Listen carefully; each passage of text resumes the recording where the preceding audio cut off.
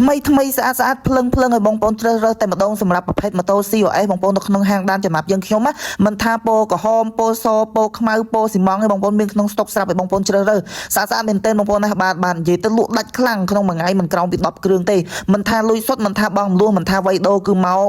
ណែមែនហាងតែម្ដងហើយបងប្អូនមើលម៉ាស៊ីនទៅក៏ដឹងដែរបងប្អូនណាបាទសំណុំស៊ីមថ្មីកេះថ្មីប្រអប់តែម្ដងបងប្អូនចង់បានប្រភេទផ្លាកលេខក៏បានមកទឹកផ្លាកលេខក៏បានกระดาษពុនក៏បានចង់បានថ្មីកេះក៏បានដែរបងប្អូនណាស្អាតប្រភេទម៉ូតូដែលយើងលេងហើយស្រាប់ក៏មានបងប្អូនទិញយកទៅលេងខ្លួនឯងក៏បានដែរបងប្អូនបាទស្អាតហើយគីឡូនៅតិចទេបងប្អូនបាទអញ្ចឹងបងប្អូនចង់បានប្រភេទម៉ូតូថ្មីល្អស្អាតសំណុំស៊ីនណែនល្អធានាគុណភាពជូនបងប្អូនបាទអាចមកហាងដាមចំណាប់យើងខ្ញុំយើងបានបាទនៅជាប់ស្តុកការីរំផ្ទាល់តែម្ដងបងប្អូនចង់បានកង់តូចកង់ក្រោះកង់ទឿកង់ធំជិះចុះភ្នំឡើងភ្នំអីបងប្អូនណាជិះដើរទ្រីបដើរកំសាន្តឬមួយក៏បងប្អូនមានជាធីមបាទជិះដើរលេងដឹកសង្សារឡើងបោះតង់អីអែមបាទនិយាយទៅបងប្អូនស្អាតមែនទេមិនថា COS ធម្មតា COS Rally បាទមានគ្រប់ទាំងអស់បងប្អូនណា 250L 300បងប្អូនមានគ្រប់ណាអញ្ចឹងចង់ទិញដាច់វៃដូអាចមកមើលទៅទីតាំងផ្ទាល់បានបាទបើសិនបងប្អូនចង់បងរំលោះមានត្រឹមតែអត្តសញ្ញាណប័ណ្ណមួយសន្លឹកសភៅគ្រួសារមួយច្បាប់រងចាំតែ2ម៉ោងឯងបងប្អូនអាចដកម៉ូតូជិះបានដែរបងប្អូនណានៅភ្នំពេញក៏អាចបងរំលោះបាននៅតាមខេត្តក៏អាចបងរំលោះបានដែរបងប្អូន25ខេត្តក្រុងធានាគុណភាពម៉ូតូជូនបងប្អូន2ឆ្នាំពេញ